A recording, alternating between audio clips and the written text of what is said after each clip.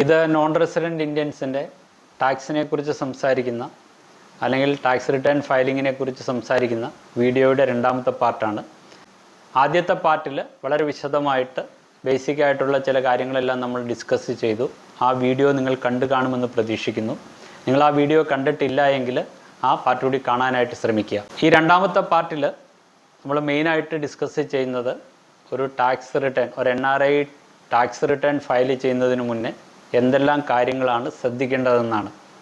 ഇന്ത്യയിലെ ഇൻകം ടാക്സിൻ്റെ നിയമം അനുസരിച്ചിട്ട് ഒരു വ്യക്തിക്ക് ഇന്ത്യയിൽ ടാക്സബിൾ ഇൻകം ഉണ്ടെങ്കിൽ മാത്രം ടാക്സ് റിട്ടേൺ ഫയൽ ചെയ്താൽ മതി. അദ്ദേഹത്തിന് ഇന്ത്യക്ക് വെളിയിൽ നിന്ന് ഒറിജിനേറ്റ് ചെയ്യുന്ന എല്ലാ ഇൻകവും ടാക്സ് ഫ്രീ ആണ്. അപ്പം ഒരു വ്യക്തിയെ സംബന്ധിച്ചിടത്തോളം അദ്ദേഹത്തിന് ഇന്ത്യയിൽ പല സോഴ്സിൽ നിന്നും ഇൻകം ലഭിക്കുന്നുണ്ടാവാം.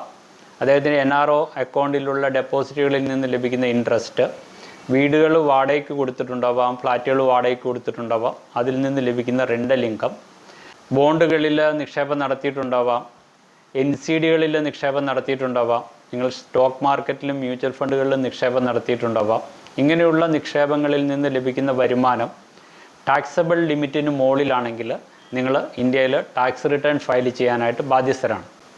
NRI അക്കൗണ്ടിൽ നിന്നും FCNR അക്കൗണ്ടിൽ നിന്നും ലഭിക്കുന്ന ഇൻട്രസ്റ്റുകൾ ഒഴിച്ചാൽ ബാക്കി വരുന്ന മിക്കവാറും എല്ലാ ഇൻകത്തിനും നിങ്ങൾ ടാക്സ് കൊടുക്കാനായിട്ട് ബാധ്യസ്ഥരാണ്. നിങ്ങളൊരു ടാക്സ് റിട്ടേൺ ഫയൽ ചെയ്യുന്നതിന് മുന്നേ ആദ്യമായിട്ട് ചെയ്യേണ്ട ഒരു കാര്യം എന്ന് പറയുന്നത്, ഇൻകം ടാക്സിൻ്റെ വെബ്സൈറ്റിൽ നിങ്ങളുടെ ലോഗിൻ ഉപയോഗിച്ച് ലോഗിൻ ചെയ്തതിന് ശേഷം ഫോം 16A എന്ന് പറയുന്ന ഒരു സ്റ്റേറ്റ്മെൻ്റ് ഉണ്ട്, അത് ജനറേറ്റ് ചെയ്യുക. അതേപോലെ തന്നെ ആനുവൽ ഇൻഫർമേഷൻ സ്റ്റേറ്റ്മെൻറ്റ് എന്ന് പറയുന്ന മറ്റൊരു സ്റ്റേറ്റ്മെൻ്റ് ഉണ്ട്. ഈ രണ്ട് ഡോക്യുമെൻറ്റുകളും നിങ്ങൾ ഡൗൺലോഡ് ചെയ്യണം. ഫോം 16Aയിൽ ബേസിക്കായിട്ടും നിങ്ങളുടെ ടാക്സ് ഡിഡക്ഷനെ പറ്റിയായിരിക്കും പറയുക. നിങ്ങൾക്ക് പല സോഴ്സുകളിൽ നിന്ന് ടാക്സ് ഡിഡക്റ്റ് ചെയ്തിട്ടുണ്ടാവാം. നിങ്ങൾ NRO അക്കൗണ്ടിൽ നിന്ന് ടാക്സ് ഡിഡക്റ്റ് ചെയ്തിട്ടുണ്ടാവാം. മ്യൂച്വൽ ഫണ്ടുകളിൽ നിന്നും സ്റ്റോക്ക് മാർക്കറ്റിൽ നിന്നുമുള്ള ഇൻവെസ്റ്റ്മെൻറ്റുകളിൽ നിന്ന് വന്ന ക്യാപിറ്റൽ ഗെയിന് ടാക്സ് ഡിഡക്റ്റ് ചെയ്തിട്ടുണ്ടാവാം. ഇങ്ങനെ പല ഇൻവെസ്റ്റ്മെൻറ്റുകളിൽ നിന്നും നിങ്ങൾക്ക് ലഭിച്ച ഇൻകങ്ങളിൽ നിന്ന് ടാക്സ് ഡിഡക്ഷൻ വന്നിട്ടുണ്ടാവാം. അപ്പോൾ ഇങ്ങനെയുള്ള കാര്യങ്ങളാണ് മെയിനായിട്ട് ഫോം 16Aയിൽ പറയുന്നത്. ആനുവൽ ഇൻഫർമേഷൻ സ്റ്റേറ്റ്മെൻറ്റ് എന്ന് പറയുന്നത് വളരെ ഇമ്പോർട്ടൻ്റ് ആയിട്ടുള്ള കാര്യമാണ്. നിങ്ങൾ ഇന്ത്യയിൽ നടത്തുന്ന ഓരോ ഫിനാൻഷ്യൽ ട്രാൻസാക്ഷനും ഇൻകം ടാക്സ് ഡിപ്പാർട്ട്മെൻറ്റ് മോണിറ്റർ ചെയ്യുന്നുണ്ട്. അല്ലെങ്കിൽ ഇൻകം ടാക്സ് ഡിപ്പാർട്ട്മെൻറ്റിന് അതിന് ബേസിക് ആയിട്ടുള്ള എല്ലാ ഡീറ്റെയിൽസും ഡേറ്റയും ലഭിക്കുന്നുണ്ട്. ഒരു വ്യക്തിയെ സംബന്ധിച്ചിടത്തോളം അയാൾ ഇന്ത്യയിൽ നടത്തിയിരിക്കുന്ന മിക്കവാറും എല്ലാ ട്രാൻസാക്ഷനും, high value transactions income tax അതോറിറ്റീസിനറിയാം. അവരത് റെഗുലറായിട്ട് മോണിറ്റർ ചെയ്യുന്നുണ്ട്. ഇൻഫർമേഷൻ സ്റ്റേറ്റ്മെൻറ്റിൽ നിങ്ങൾ കഴിഞ്ഞ ഫിനാൻഷ്യൽ ഇയറിൽ നടത്തിയിരിക്കുന്ന നിങ്ങളുടെ ഇൻവെസ്റ്റ്മെൻറ്റുകൾ, അതേപോലെ മറ്റുള്ള ഫിനാൻഷ്യൽ ട്രാൻസാക്ഷൻസ്, മ്യൂച്വൽ ഫണ്ടുകളിലുള്ള ഇൻവെസ്റ്റ്മെൻറ്റ്, ഷെയർ മാർക്കറ്റിലുള്ള ഇൻവെസ്റ്റ്മെൻറ്റ്, നിങ്ങൾ ഏതെങ്കിലും പ്രോപ്പർട്ടി ഡീൽ ചെയ്തിട്ടുണ്ടെങ്കിൽ അതിൻ്റെ ഡീറ്റെയിൽസ്, നിങ്ങൾ ഹൈ വാല്യൂ അല്ലെങ്കിൽ ലക്ഷറി ഏതെങ്കിലും വാഹനങ്ങൾ വാങ്ങിയിട്ടുണ്ട് അതിൻ്റെ ഡീറ്റെയിൽസ്, അതേപോലെ നിങ്ങൾ നടത്തിയിരിക്കുന്ന ഒട്ടുമിക്ക എല്ലാ ട്രാൻസാക്ഷൻ്റെയും ഡീറ്റെയിൽസ് നിങ്ങൾക്ക് ഈ ആനുവൽ ഇൻഫർമേഷൻ സ്റ്റേറ്റ്മെൻറ്റിൽ നിന്ന് ലഭിക്കും. ഒരു ടാക്സ് പേയറെ സംബന്ധിച്ചിടത്തോളം അല്ലെങ്കിൽ ഇൻകം ടാക്സ് റിട്ടേൺ ഫയൽ ചെയ്യുന്ന ഒരു വ്യക്തിയെ സംബന്ധിച്ചിടത്തോളം ആദ്യമായിട്ട് ഈ രണ്ട് റിപ്പോർട്ടുകൾ ജനറേറ്റ് ചെയ്ത് അതിലെ കാര്യങ്ങൾ നമ്മൾ വെരിഫൈ ചെയ്യുക. പല സമയങ്ങളിലും ഈ പറയുന്ന റിപ്പോർട്ടുകളിൽ ചിലപ്പോൾ മിസ്റ്റേക്കുകൾ വരാം.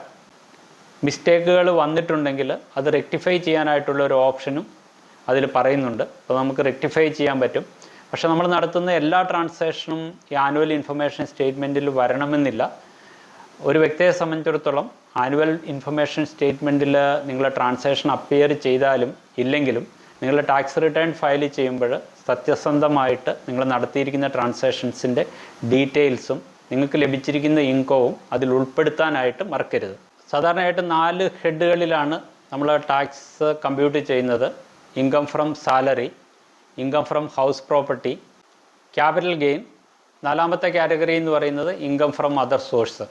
ഇപ്പോൾ ഇൻകം ഫ്രം സാലറിയിൽ ബേസിക്കായിട്ട് നിങ്ങൾ ഇൻക്ലൂഡ് ചെയ്യേണ്ടത് നിങ്ങൾക്ക് ഇന്ത്യയിൽ നിന്ന് ഏതെങ്കിലും രീതിയിലുള്ള സാലറി ഇനത്തിൽ ഏതെങ്കിലും ഇൻകം നിങ്ങൾക്ക് ലഭിച്ചോ.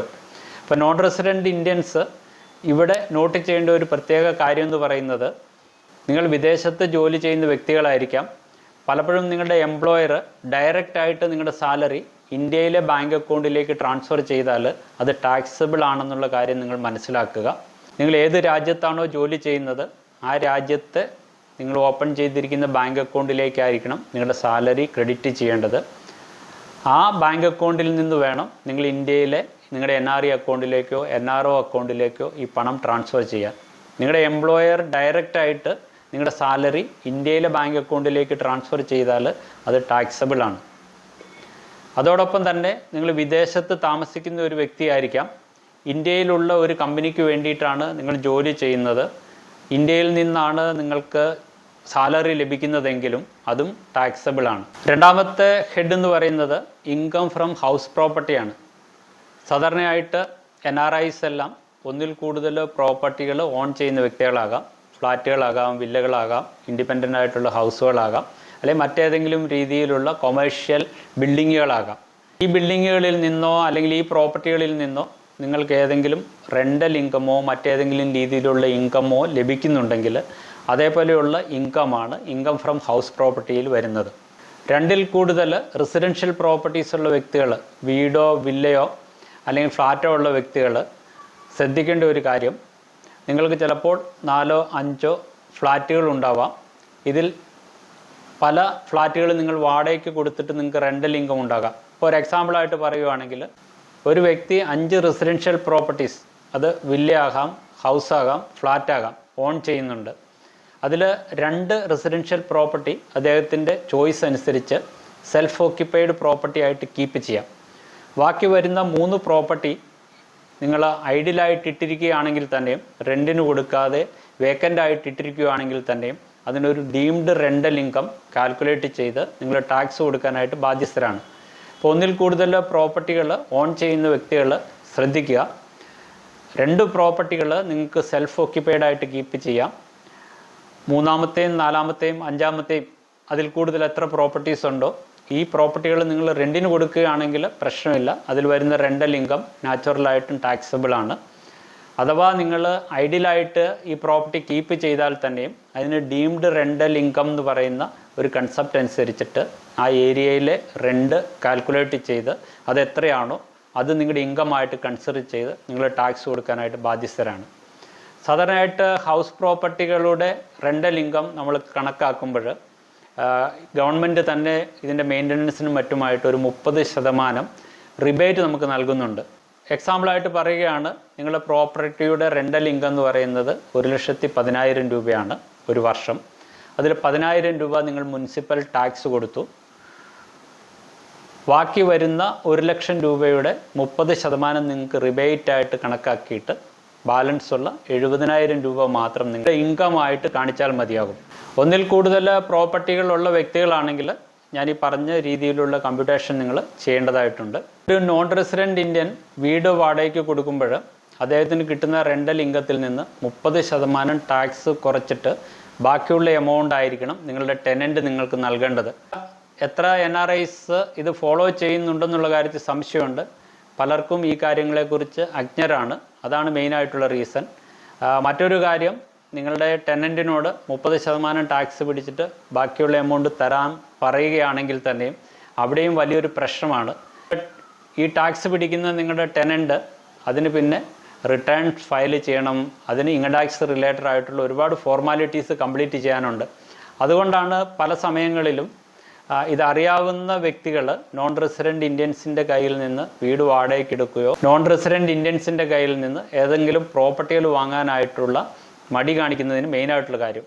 ഇപ്പം നിങ്ങളുടെ പ്രോപ്പർട്ടി മറ്റൊരാൾക്ക് വിൽക്കുകയാണെങ്കിൽ ഈ പ്രോപ്പർട്ടി വാങ്ങുന്ന വ്യക്തി ലോങ് ടൈം ക്യാപിറ്റൽ, അതായത് 2 വർഷം കഴിഞ്ഞിട്ടാണ് നിങ്ങൾ പ്രോപ്പർട്ടി വിൽക്കുന്നതെങ്കിൽ 20% ടാക്സ് റിഡക്റ്റ് ചെയ്തിട്ട് ബാക്കിയുള്ള എമൗണ്ടാണ് നിങ്ങൾക്ക് തരാവുള്ളൂ. പക്ഷേ പല കേസുകളിലും ഇത് നടക്കുന്നില്ല. 3-ാമത്തെ ഹെഡ് ഓഫ് ഇൻകം എന്ന് പറയുന്നത് ക്യാപിറ്റൽ ഗെയിൻ ആണ്. സാധാരണയായിട്ട് മ്യൂച്വൽ ഫണ്ടുകളിലും ഷെയർ മാർക്കറ്റിലും മറ്റും നമ്മൾ നിക്ഷേപം നടത്തുമ്പോൾ നമുക്ക് ലഭിക്കുന്നത് ക്യാപിറ്റൽ ഗെയിൻ ആയിട്ടാണ്. അതായത് നമ്മൾ വാങ്ങിയ വിലയും വിറ്റ വിലയും തമ്മിലുള്ള വ്യത്യാസമാണ് ക്യാപിറ്റൽ ഗെയിൻ എന്ന് പറയുന്നത്. അത് ക്യാപിറ്റൽ ലോസും ആകാം. ഇങ്ങനെ വരുന്ന ക്യാപിറ്റൽ ഗെയിന് നമ്മൾ ടാക്സ് കൊടുക്കാനായിട്ട് ബാധ്യസ്ഥരാണ്. നോൺ റെസിഡൻറ്റ് ഇന്ത്യൻസിനെ സംബന്ധിച്ചിടത്തോളം മ്യൂച്വൽ ഫണ്ടുകളും അല്ലെങ്കിൽ നിങ്ങൾ ഷെയർ മാർക്കറ്റിൽ ഷെയറുകൾ വിൽക്കുമ്പോൾ ലോങ് ടൈം ക്യാപിറ്റൽ ഗെയിൻ ആണുള്ളതെങ്കിൽ 10% ടാക്സും ഷോർട്ട് ടൈം ക്യാപിറ്റൽ ഗെയിൻ ആണെങ്കിൽ 15% ടാക്സും ഡിഡക്റ്റ് ചെയ്തിട്ടാണ് സാധാരണയായിട്ട് നമുക്ക് പണം ലഭിക്കുക. ക്യാപിറ്റൽ ഗെയിൻ സാധാരണയായിട്ട് വരുന്നത് നമ്മൾ ക്യാപിറ്റൽ അസറ്റ് വിൽക്കുമ്പോഴാണ്. ക്യാപിറ്റൽ അസറ്റിൻ്റെ കാറ്റഗറിയിൽ ഷെയർസ് വരാം, ഇക്വിറ്റി മ്യൂച്വൽ ഫണ്ടുകൾ വരാം, അതേപോലെ തന്നെ നമ്മുടെ പ്രോപ്പർട്ടീസ്, ഹൗസ് പ്രോപ്പർട്ടീസോ റെസിഡൻഷ്യൽ പ്രോപ്പർട്ടീസോ വരാം, ഗോൾഡ്, സിൽവർ ഇതേപോലെയുള്ള കമ്മോഡിറ്റികൾ വരാം. ഇങ്ങനെ വരുന്ന ഫിക്സഡ് ആയിട്ടുള്ള അസറ്റുകൾ അല്ലെങ്കിൽ ക്യാപിറ്റൽ അസറ്റുകൾ ഇങ്ങനെ വിറ്റ് നമുക്കുണ്ടാകുന്ന ക്യാപിറ്റൽ ഗെയിനിലാണ് നമ്മൾ സാധാരണയായിട്ട് ക്യാപിറ്റൽ ഗെയിൻ ടാക്സ് കൊടുക്കേണ്ടതായിട്ടുണ്ട്.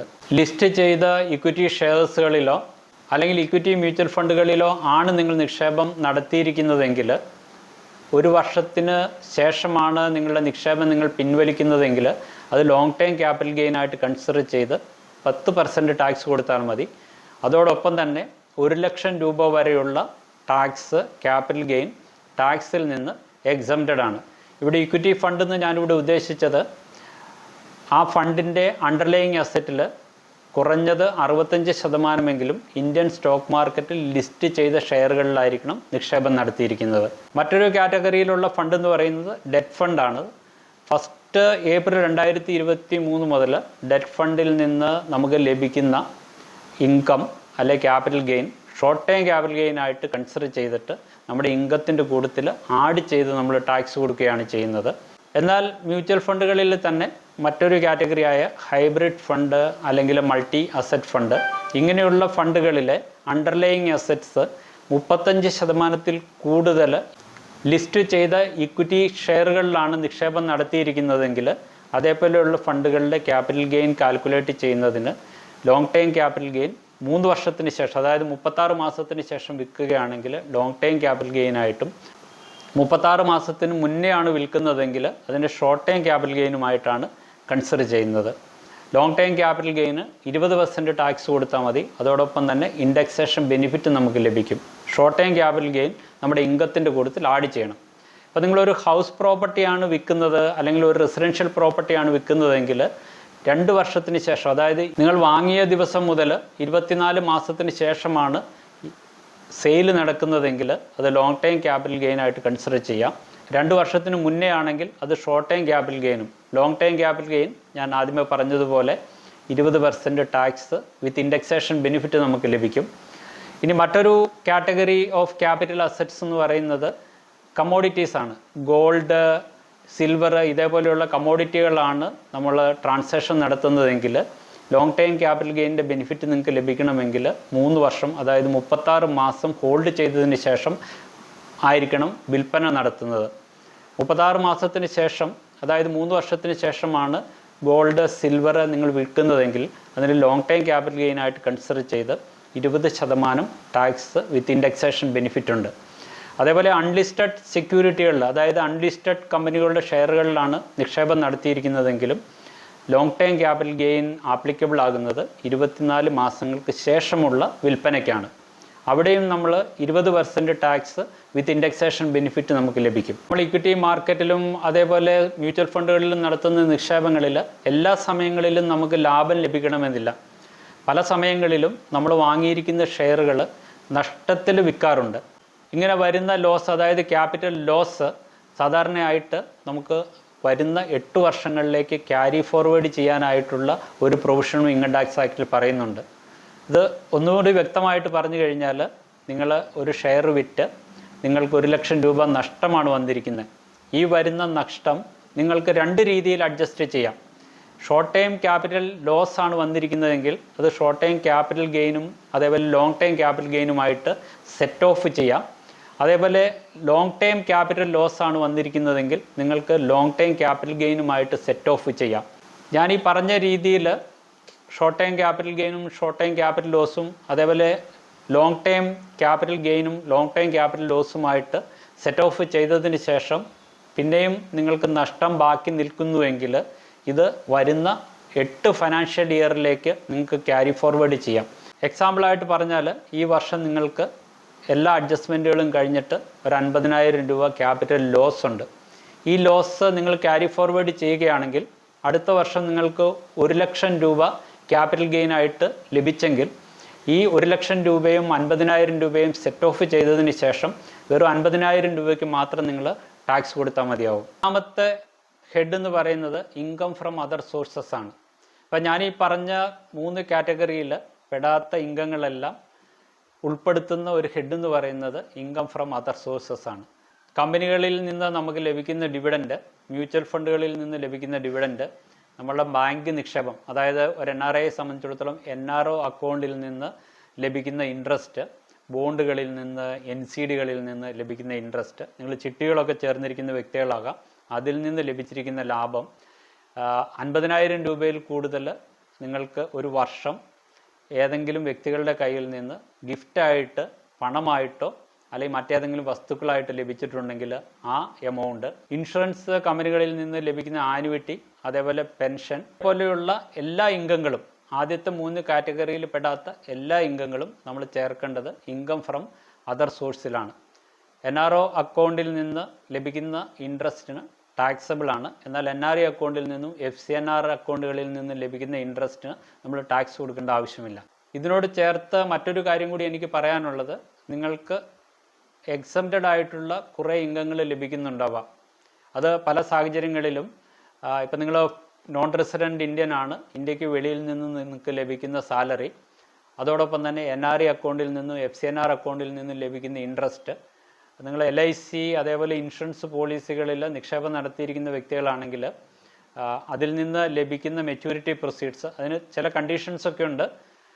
അതിൽ എക്സംപ്റ്റഡ് ആയിട്ട് വരുന്ന മെച്യൂരിറ്റി പ്രൊസീഡ്സ്, ഇങ്ങനെ പല സോഴ്സുകളിൽ നിന്ന് നിങ്ങൾക്ക് ലഭിക്കുന്ന എക്സംപ്റ്റഡ് ആയിട്ടുള്ള ഇൻകവും നിങ്ങളുടെ ഇൻകം ടാക്സ് റിട്ടേണിൽ നിങ്ങൾ കാണിക്കേണ്ട ആവശ്യമുണ്ട്. ഇൻകം ടാക്സ് റിട്ടേൺ ഫയൽ ചെയ്യുമ്പോൾ അതിൽ എക്സംപ്റ്റഡ് ഇൻകം കാണിക്കുന്നതിനുള്ള ഒരു പ്രൊവിഷനുണ്ട്. ഇപ്പോൾ റെസിഡൻറ്റ് ഇന്ത്യൻസ് ആണെങ്കിൽ PPFൽ നിന്നുള്ള ഇൻട്രസ്റ്റ്, സുകന്യ സമൃദ്ധി എന്ന് പറയുന്ന ഡെപ്പോസിറ്റിൽ നിന്നുള്ള ഇൻട്രസ്റ്റ്, അതുപോലെ ടാക്സ് ഫ്രീ ബോണ്ടുകളിൽ നിന്ന് ലഭിക്കുന്ന കൂപ്പൺ, ഇതേപോലെയുള്ള കാര്യങ്ങളെല്ലാം ടാക്സ് എക്സംപ്റ്റഡ് ആയിട്ടുള്ള ഇൻകമാണ്. ഈ ഇൻകം ടാക്സ് റിട്ടേൺ ഫയൽ ചെയ്യുന്ന സമയത്ത് ഈ ഇൻകം നമ്മൾ എക്സംപ്റ്റഡ് ഇൻകം ആയിട്ട് കാണിക്കേണ്ട ആവശ്യമുണ്ട്. ഈ വീഡിയോയുടെയും ഡ്യൂറേഷൻ കൂടിപ്പോകുന്നത് കാരണം തൽക്കാലം ഞാൻ ഈ വീഡിയോ ഇവിടെ നിർത്തുകയാണ്. ഇത് NRIസിൻ്റെ ടാക്സ് റിലേറ്റഡ് ആയിട്ടുള്ള കാര്യങ്ങളെക്കുറിച്ച് സംസാരിക്കുന്ന വീഡിയോയുടെ 2ാമത്തെ പാർട്ടാണ്. ഈ വീഡിയോ 5 പാർട്ടുകളായിട്ടാണ് റെക്കോർഡ് ചെയ്യുന്നത്. ഈ വീഡിയോയുടെ എല്ലാ പാർട്ടും നിങ്ങൾ കാണുവാനായിട്ട് ശ്രമിക്കുക. ഞാൻ ഈ വീഡിയോയിൽ എക്സ്പ്ലെയിൻ ചെയ്യുന്നത് ടാക്സ് റിലേറ്റഡ് ആയിട്ട് ബേസിക് ആയിട്ടുള്ള കാര്യങ്ങളാണ് ഇതിൽ ഡിസ്കസ് ചെയ്യുന്നത്. ഇതൊരു ടാക്സ് അഡ്വൈസ് അല്ല, ഇതൊരു ജസ്റ്റ് എഡ്യൂക്കേഷൻ പർപ്പസിന് വേണ്ടിയിട്ട് മാത്രമാണ് ഈ വീഡിയോ റെക്കോർഡ് ചെയ്യുന്നത്. ഞാൻ ഈ പറയുന്ന കാര്യങ്ങൾ പല വ്യക്തികൾക്കും പല രീതിയിലായിരിക്കും ആപ്ലിക്കബിൾ ആയിട്ട് വരിക. അപ്പോൾ തീർച്ചയായിട്ടും ഓരോ വ്യക്തികളുടെയും ഇൻകവും അവരുടെ ടാക്സ് സ്റ്റാറ്റസും അതുപോലെ മറ്റൊട്ടനവധി കാര്യങ്ങൾ കൺസിഡർ ചെയ്തതിന് ശേഷമാണ് അവരുടെ ടാക്സ് റിട്ടേണിനെ കുറിച്ച് സംസാരിക്കാൻ പറ്റുക, അവരുടെ ടാക്സ് കമ്പ്യൂട്ടേഷൻ നടത്താൻ പറ്റുക. ഇതുപോലെ ഒട്ടനവധി കാര്യങ്ങൾ കൺസിഡർ ചെയ്തതിന് ശേഷമാണ് ഒരു വ്യക്തിയുടെ ടാക്സ് കമ്പ്യൂട്ടേഷൻ ചെയ്യാൻ പറ്റുകയുള്ളൂ. അപ്പം ഇതൊരു ടാക്സ് അഡ്വൈസ് ആയിട്ട് കൺസിഡർ ചെയ്യരുത്. നിങ്ങൾക്കിതിനെക്കുറിച്ച് കൂടുതൽ കാര്യങ്ങൾ അറിയണമെങ്കിൽ ഒരു ടാക്സ് കൺസൾട്ടൻറ്റിൻ്റെയോ അല്ലെങ്കിൽ ഒരു ചാർട്ടേഡ് അക്കൗണ്ടൻറ്റിൻ്റെയോ ഹെൽപ്പ് എടുക്കേണ്ടതാണ്. നിങ്ങൾക്ക് ഈ വീഡിയോ ഇഷ്ടപ്പെട്ടെന്ന് പ്രതീക്ഷിക്കുന്നു. ഈ വീഡിയോ ഇഷ്ടപ്പെട്ടാൽ ഇത് മറ്റുള്ളവരുടെ അറിവിലേക്ക് ഷെയർ ചെയ്യുക. ഇതേപോലെ യൂസ്ഫുള്ളും ഇൻഫോർമേറ്റീവുമായിട്ടുള്ള മറ്റൊരു വീഡിയോയുമായിട്ട് മറ്റൊരവസരത്തിൽ കാണുന്നവരെ നന്ദി, നമസ്കാരം.